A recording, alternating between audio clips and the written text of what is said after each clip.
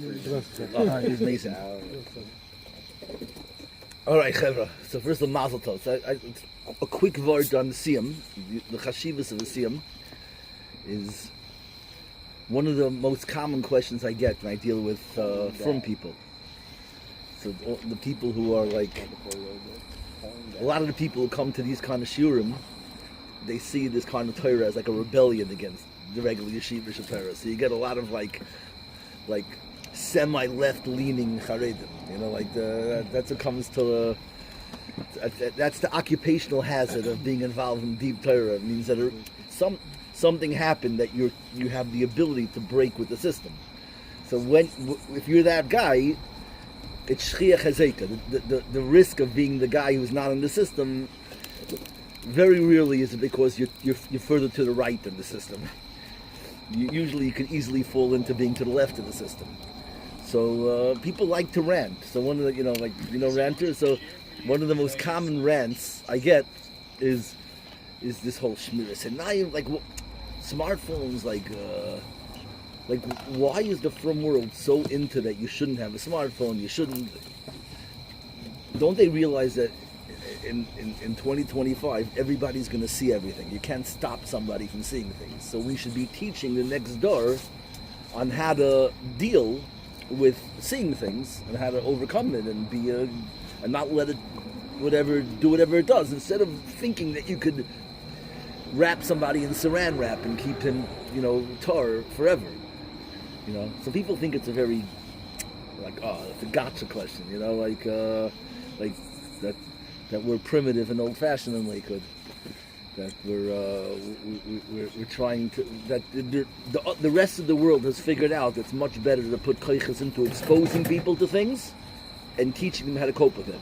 And if you raise kids that they can't see anything, then eventually when it does happen, it's going to knock them over and they're going to destroy them. They're not equipped for it. So we should be equipping our kids. Yeah, you've heard the Ha'ara 1,000 times? So what's the answer? So this is my answer. I tell them like this.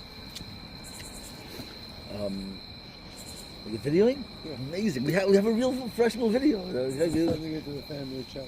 Oh wow. Okay. This might be mature. Might be mature subject matter. Okay. No kids involved. Okay. Good. Amazing. So the vote's like this. So here's what I explain to them: is that what's the problem with seeing these things? So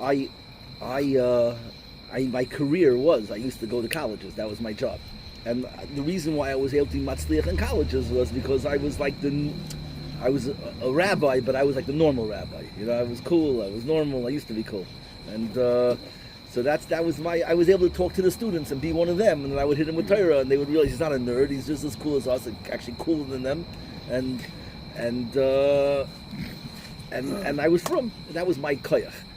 And then they had this event in City Field, where they rented out City Field against the internet, I don't know, it was many years ago, and it ruined my career. Because everyone looks at you then like you're one of those guys who made that event, you're like Bin Laden, you made an event against the internet, what are you, crazy? It's impossible for anyone to hear such a thing in the modern world, that you're going to forbid the internet and then you're normal. So I had no credibility that I was normal. So for 6 months, every shir I gave on any campus, the first year had to be why we did City Field. I had to dig out of that hole before I could. So this is my pshat. I said, why do you think we made an event against the internet? You're all ranting and all upset. Why do you think it is? You make up the reason. You made up the reason, and you're making fun of us because of your made up reason. The same thing as the number one question. In the old days, I used to get questions, when I was a Rav in Yardley. I used to get questions from the feminists. What's every feminist question? They think, what's their gotcha question? The shaitel looks nicer than their hair. Oh, this is mamish. We're in the shaitel house. The shaitel, because of people like Greener, that's why the shaitel looks nicer than the hair, right? Not every shaitel macher could do that, but that was, the feminist question. The shaitel's nicer than the hair. Everyone knows the question. It's a good question, right?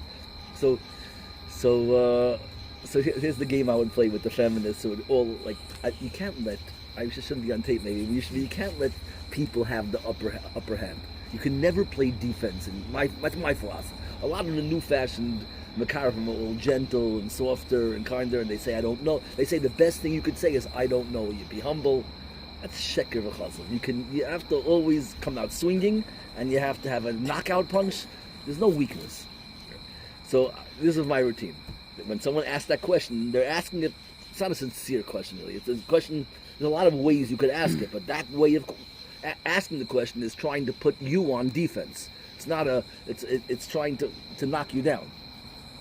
So she would go like, the shaitel's nicer than here, and I would go, okay. And they go, what do you mean okay? It's nicer than here. I go, yeah, right. It costs $3,000. It better be, like that. Now those days are long over, right? $3,000, right? So they would go, and I would play dumb. Like, you play dumb. She goes, it's nicer than her here. It's the here. This is even nicer. I go, okay, right, yeah. I'm not hopping. Maybe say it slower. Like right now she's ranting. She goes, it's nicer than her here. And I would play so dumb until I could play it out as long as I could. And then I would go like, wait a minute. Maybe, I think I get it. After like 10 minutes of her like so frustrated. You think that the reason why we have a law of sheitel is so that you shouldn't look pretty, and you're saying the sheitel's prettier. And she goes, no? I said, what? I said, I don't understand. You made up a reason, and you're making fun of your reason. Your own reason. I said, you don't need a rabbi, you need a shrink. What's the matter with you? I said, how do you go all angry attacking something that you made up in your own head? Why don't you ask me, Rabbi, why do you guys wear shaitels? And if I say something is stupid, it's to be not pretty, which is the opposite of Judaism, the opposite of everything, I don't know why anyone would say that, but if I would say that, I don't want to insult you, you thought of that. So I'm sorry, I find it sound insulting, but nobody real would say something like that. And I said, then, if I say that, then you could say, like, but it's nicer than here, but I'm not going to say that. So, anyways, I'm not going to tell you what the real answer is, but that's the game, that's the shtick. You turn it around, and that's what I did in the college, the same thing. I said, why do you think we made the event? So they go, because of the internet, and what's wrong with the internet? They say, well, you're going to say it's full of pornography and schmutz. I go, okay, fine, maybe, yeah. And I say, and what's wrong with that? And they'll say, oh, well, you're going to say that it makes you lose respect for women, you'll become a rapist, you'll become a mushkis, a pervert, you'll become all these things. And they go, and I said, that's what you'll say. You go, yeah. I said, and that's why you think we're crazy for making the internet, because you watched more of this schmutz than anyone could ever imagine, and you didn't rape anybody, and you're not, you don't think you're a pervert, and you didn't lose all respect for women, so you think we're crazy. So you made up a reason that we think you're going to become a sicko, and then we're crazy that we made an event to stop people don't become sickos. That's what you decided. So you're having you need a shrink, not a rabbi. So why don't you ask why we made this event?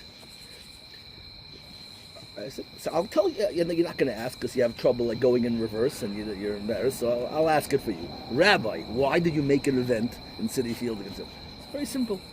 We don't believe that you become a rapist. I know enough students who have watched the sickest things in the world and they didn't rape anybody, and they're not sickos. At least on their level, what they call sickos. Said, you know why we're against the internet? The internet doesn't do anything. Schmutz doesn't do anything crazy. Doesn't do anything huge. It makes you feel a little bit ashamed. That's all. You feel a little bit like a lowlife. You feel a little bit like a fraud. Because the definition of shame, what is shame? Shame is the feeling you feel when you take a shortcut, when you cop out, when you don't live up to what you wanted to be. That's a definition of shame. Shame, I don't mean shame from someone else. That's not real shame. Shame from someone else is I'll explain it if you want. It's secondary shame. But real shame is I can't look in the mirror.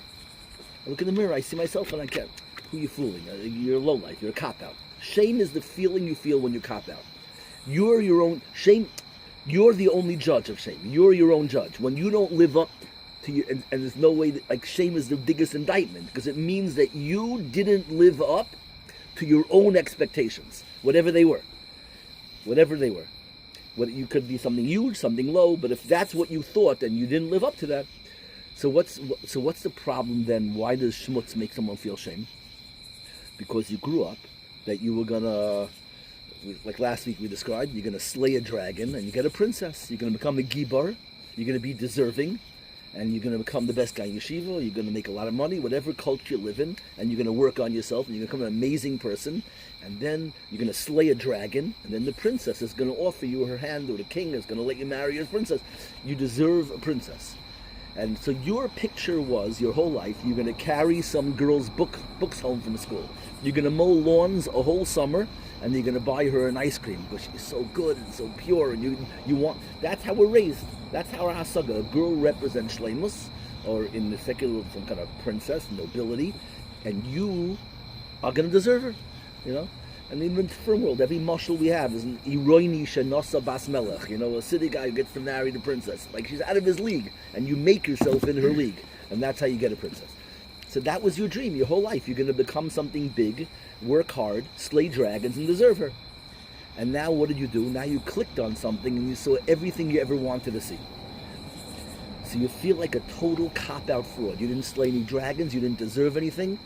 And you have the final result with it. It's like the best mashal is the guy who every chevra comes to Masada on every birthright trip, and there's always the one guy, everyone's climbing, there's always the one guy who takes the cable car to the top, you know? You made us see him, you know, the cable car, right? There's always the guy who takes the cable car, right? Use the art skull.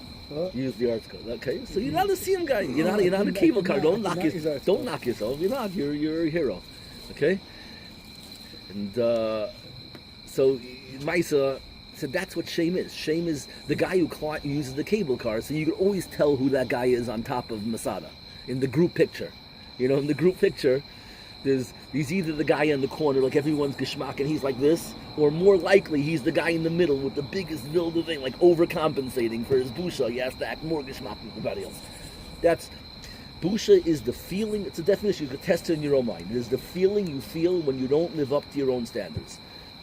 I said, so the problem is when you look at schmutz, so you feel in your own mind like a cop-out. You didn't deserve this. This isn't the prince, you didn't kill any dragons, you clicked on something.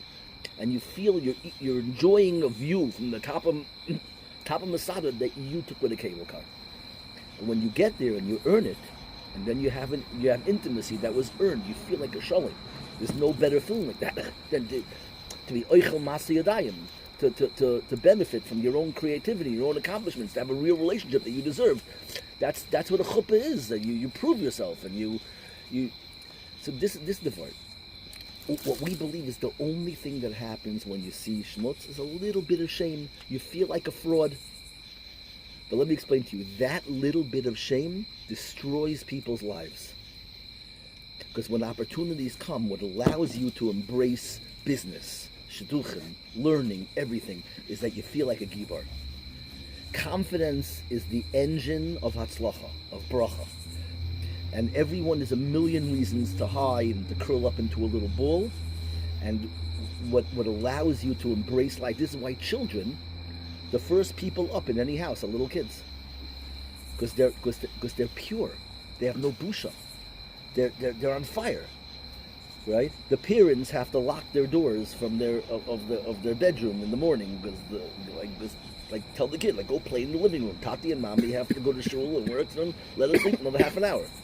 That only happens until the kid's 11 and 12, and then he starts to lock his door from the parents. You know, Avi Shachris, I heard you. The whole. So what happens from 6 years old to 12? What happens is shortcuts, and usually most shortcuts, the first shortcuts are Shmir Sinai. The first feeling of bankruptcy, of cheating, of not living up to my standards is Shmir Sinai. Shmir Sinai is what sinks, and that little bit of shame destroys you. So the question is to why don't we train people to deal with the busha? That's the question. That's what that question is. Put it in perspective now.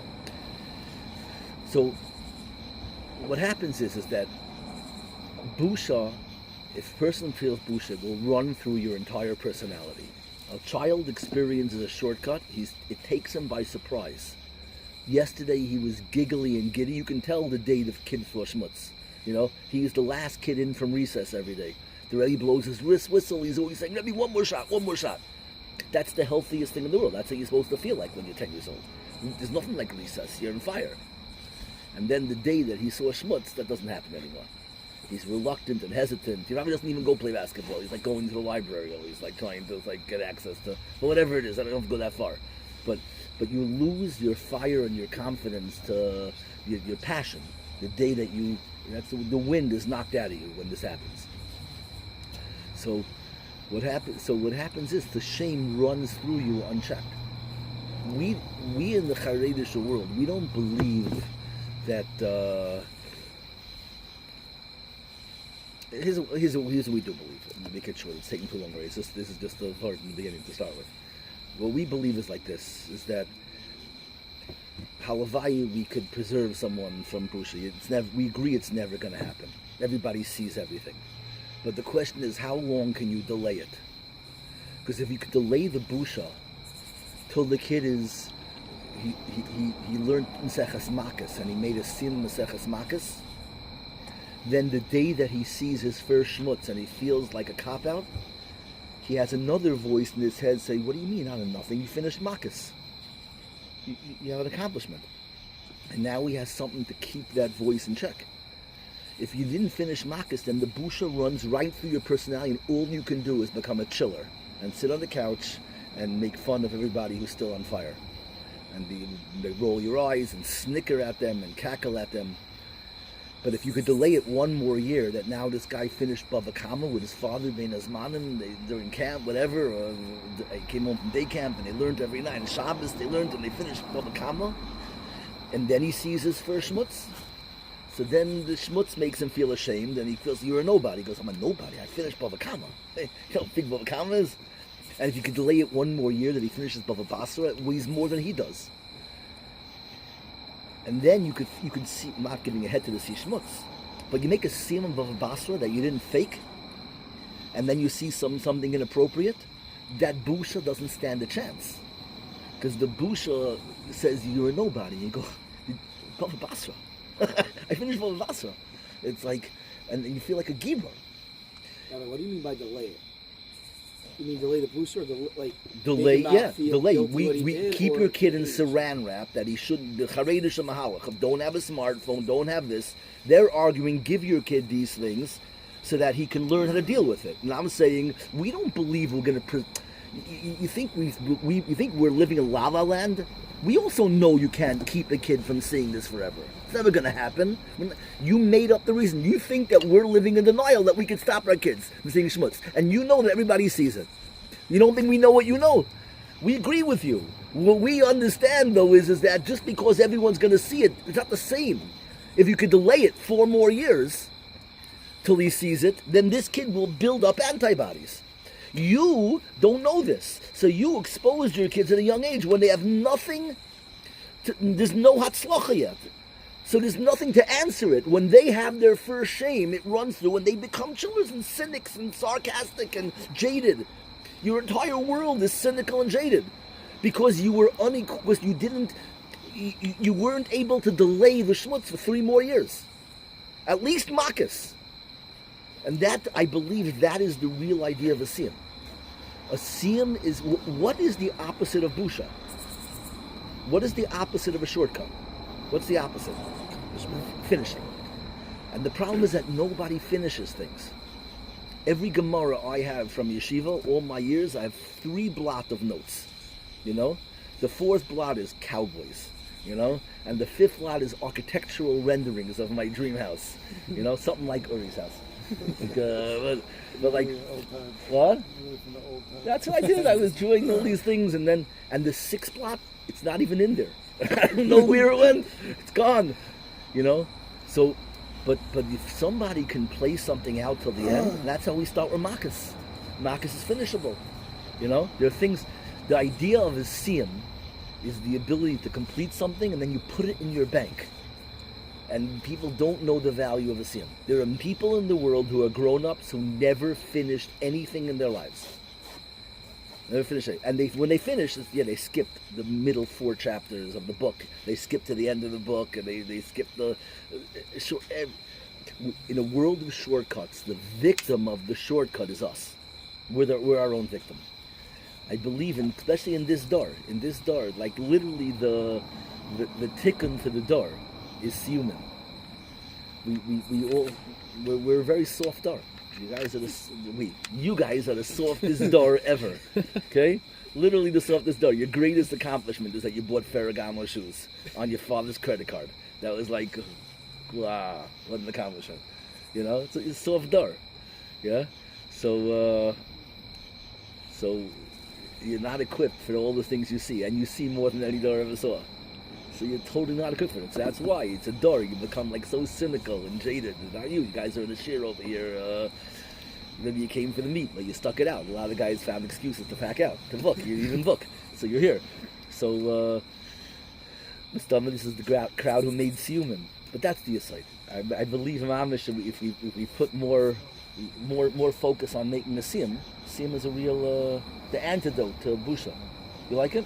I like what you said very much. I don't know if the Siyum is the I don't feel the Siyum necessarily.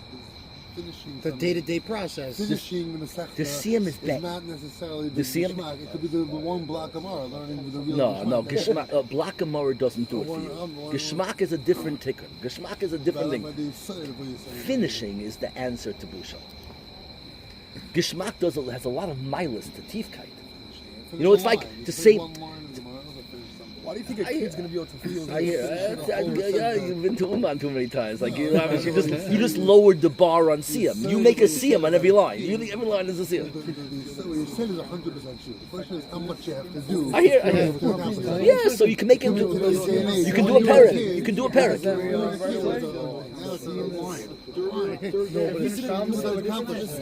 difference is that anything less than finishing on the left, it's very hard to put a goal. I could say I learned this within this 30 years. Yeah, we're done this. I say I'm on a shame because I finished master and I dropped them anyway. What? Shame is the feeling of undeservingness. Accomplishment is the feeling of deservingness. I hope that works at 14, maybe at 20. No, anything that you work on. I tell people when they have kids who are not doing well, you know what you start with? You start with a model airplane. Forget Marcus. You buy him a plastic model airplane with the glue, and I don't know if they still have these things even. And you make the model airplane, and then you finish it, and nobody ever does it. But you put the paint on it, like nobody ever. How many models I made? We're going to paint it, right? We didn't paint it, and then you hang it in his room, and then he looks at it every day. He goes, "I made this." And then you buy him a bigger plane, and then you buy him a battleship, and eventually you get to Marcus. But accomplishments means that in the Goyish world they build birdhouses with wood and so we don't have saws, so we can't schlecht us, The kids on the court. You have a saw. I'm sorry. Okay, the kids on the court. Nothing I say applies to you. Okay? You're like bulletproof. I'm on my Torah. Huh? The kids on the court are usually more confident. Are usually better. No, so that good. So the kids on the court. I want to explain. Slide down a little. I want to explain your. Uri, you stay here, Mary. You want to the side? Yes, sir.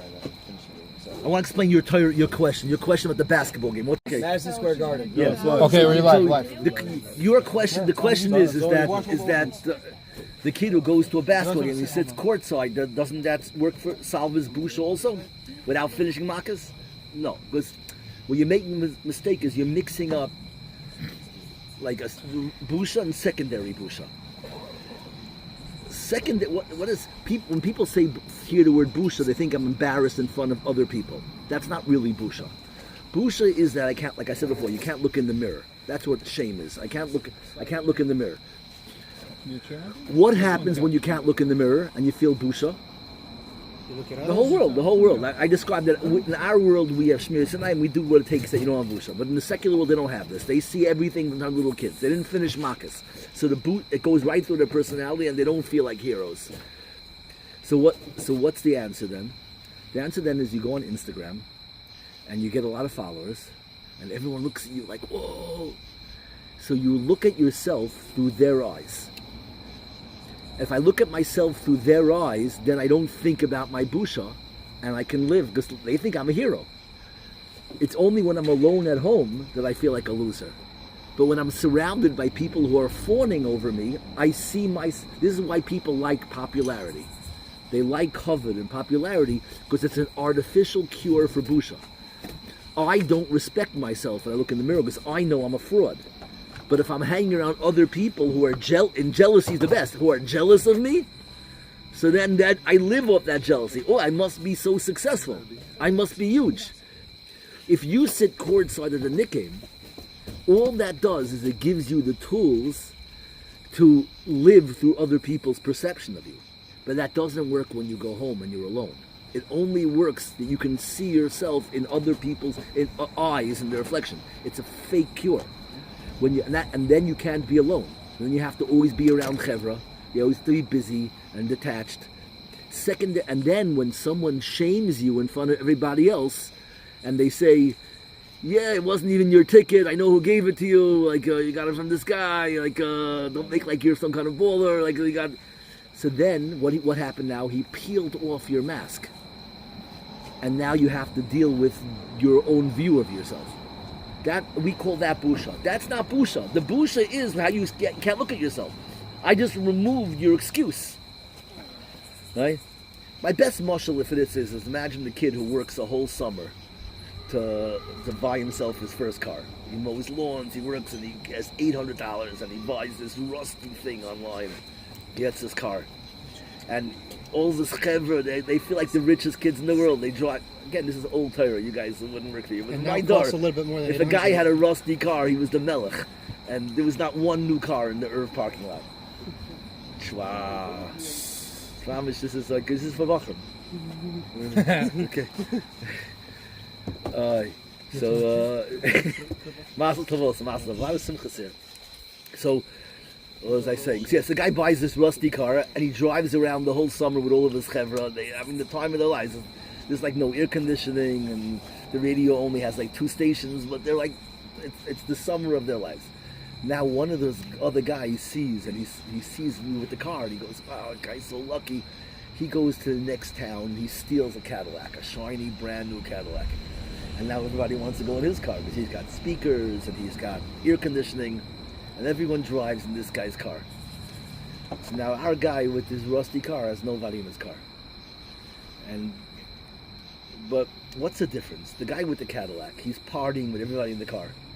At night, after he drops everybody off, and he pulls into his driveway, and there's no one there, he's just sitting in his car. How do you think he feels? $1 million? Our guy with the rusty car, he might have no money left for gas. He spent all of his money on the car. He can't even afford gas. He can come home from work at night and sit in his car like this and feel like he's sitting in a throne. My car. I paid for it. The feeling of paying for something in full, of deserving, is the feeling of pride. When you take a shortcut and it's a scam, you have total busha. It only works when you're with the chevra. So they mask your busha. When someone tells the guys, yeah, he stole the car, so now you peeled off your mask, and now you're back to your original busha. But don't ever chas v'sholom think that busha is I go out and shave in front of other people. They gave away my secret. That's not busha. That's just getting rid of your workaround. The busha was the essential feeling you felt in the beginning, and that's only in your own eyes. Yeah, but you can get all this confidence through nothing to do with Yiddishkeit. Why calling it not Yiddishkeit? Accomplishment is Yiddishkeit. Creativity is Yiddishkeit. And you say not limud Torah. No, yeah, Now you not could say, limud Torah, not doing Yeah. mitzvahs, not doing any of those. I'm saying it's not limud Torah, but any accomplishment is halik. Okay, bria. When shows the boyre, you want to be nistamel boyre. You want to. The whole Yiddishkeit is resembling God. What is the one thing we know God did? Right. So when you are creative, you will resemble God. Okay, creativity, anything. But it doesn't. But Hashem let us know one thing about creation. Creation is so deep. Creation wasn't complete until what? Vayechulu hayom hashvi Shabbos. You need to finish. You need to be Messiah. You need a Siyum. If you build and you're creative and you don't finish, everything falls through the cracks. It gets lost. You hear this aside? No. Bria ends with Shabbos. Vayechulu. It's not creativity that gives you the pride. It's creativity where you were messiahment and you're finished. Like you were shavas. You said, I was done. Vayachulu. I made a siyum, and now it's in the bank. If you don't put it in the bank done, then it'll it'll dribble out. You'll lose it. There's no accomplishment without completion. You don't complete it, it gets lost. You don't see it as it dribbles away. It falls through the cracks. What does that mean? It's the biggest chachma in They the say world. Life is a journey. It's a journey. It's not no Understand? end. But the secret of the journey is that you will become the best journeyer when you feel confident. And You don't confident need to comes, finish something to feel confident. you do. You're right. So if I have to build, I'm building a porch, then yes. Anything. But if I'm learning Torah and I'm doing mitzvahs, there's no finishing. It's an ongoing thing. So first of all, the Torah and the mitzvahs do amazing things. But if you didn't finish it, that's not where your confidence is coming from. Your confidence is coming from when you finished it. The Torah does many things for you. There are other things besides accomplishment. Accomplishment only, that feeling of accomplishment is when you buy in the old days. You bought something in the store. You had a layaway plan, and that's the best marshal because in the you know how a layaway plan works, like in Kmart.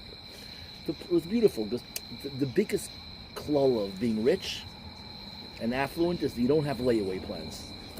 A layaway plan was poor people would go to a store and they would see something they loved, and they couldn't afford it. And they knew if they waited money, it's going to be gone. So they would give it to the store, and the store would put it, you didn't take it home, the store would put it on a shelf for the layaway. And you would go in for months and give $10 a month. And you knew after 6 months, you paid it off, and then you could take it home. And people would count their weeks of paying the money towards the layaway plan. This is how it works now. The opposite of how it works now. Now you have to have it now, otherwise I'm not going to work. You take it now and I pay it off on credit card for the next 10 years. A layaway plan creates excitement.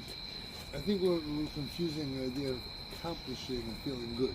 You don't have to finish something to feel good. You can feel good.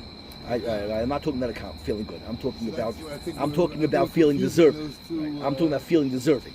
Positive feelings you could have from a hug. You could be a victim. You could fall, and someone can tend to your wounds, and you can feel good because I'm loved. I'm cared about. There are a lot of good feelings. We're talking about a specific good feeling. The tikkun to busha. That's what we're talking about. There's something called busha, and the tikkun to busha is deservingness.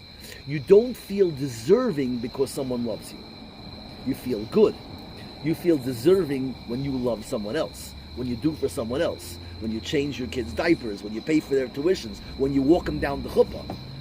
And you did it. You found an amazing chassan for your daughter. Then you go home with your wife and you plop down on the couch and you go, we did it. And now you feel good. Now you don't feel, yes, you feel good generally, but you feel a different thing. You feel powerful. You feel deserving. Specific niche and goodness, and this is the tikkun to busha. Okay? That's a simple shmuz. Okay? That was a Torah. Why is Marcus better than finishing a deck? Finishing a deck? If you Don't- seem to say good. deserving. The answer at Marcus is because doing something with your guf, you feel accomplishment with a guf. But then I'm a mule, I'm a cow. Ruchnius. I'm not ruchnius, brain. Brain is a much higher level accomplishment.